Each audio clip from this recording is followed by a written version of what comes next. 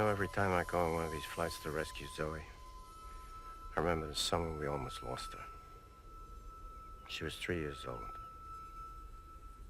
happened one morning at this cottage we used to rent. We were all together sleeping in bed. It was a wonderful time in our lives. We still felt we had a future together, the three of us.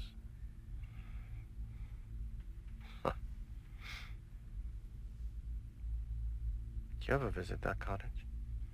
I don't think so. I remember I was awakened by the sound of Zoe's breathing. It was labored. I looked across and noticed that she was sweating and all swollen. I grabbed her and rushed in the kitchen and splashed some water on her face. What happened? I didn't know. I was in a complete panic.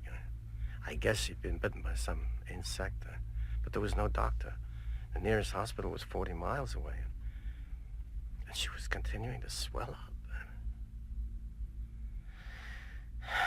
Clara took her in her arms and tried to breastfeed her while I dialed the hospital.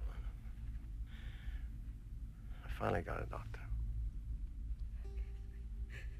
He surmised that there was a nest of baby black widow spiders in the mattress. He said they had to be babies, or else with Zoe's body weight, she'd be dead. He said I had to rush her to the hospital. He said, Mr. Stevens, there's a good chance you can get her here before her throat closes, but it's very important that you keep her calm. Then he asked if there was one of us that she was more relaxed with than the other, and I said, yes, me, which was true enough, because at that particular moment, Clara's eyes were all wild with fear, and the fear was contagious. I was a better actor, that's all. And Zoe loved us equally then.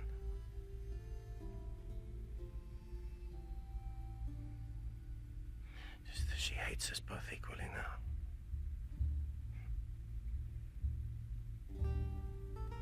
Anyway, the doctor said that I had to hold her on my lap and let Clara drive to the hospital. He asked me to bring a small, sharp knife. He said it had to be clean. There was no time to sterilize properly. He explained how to perform an emergency tracheotomy. How to cut into her throat in a windpipe without causing her to bleed to death. He said there would be a lot of blood. I said I didn't think I could do it. He said, Mr. Stevens, if her throat closes up and her breathing stops, you're going to have to. You'll have about a minute and a half, possibly 2 minutes, and she'll probably be unconscious when you do it. But if you manage to keep her calm and relaxed,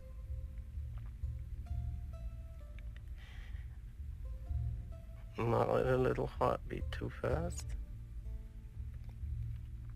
and spread the poison around, you might just make it here first. Now, you get going, he said. He hung up.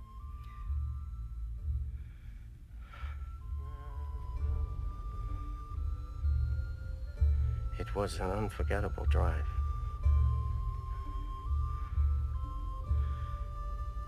I was divided into two parts. One part was Daddy, singing a lullaby to his little girl, and the other part was a surgeon with a knife ready to cut into her throat.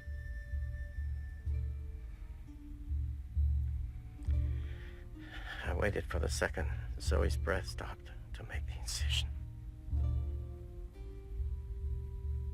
What happened?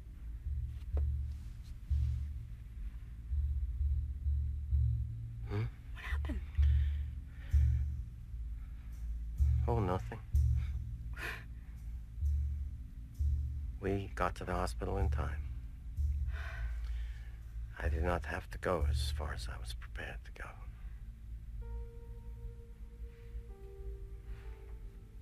But I was prepared to go all the way.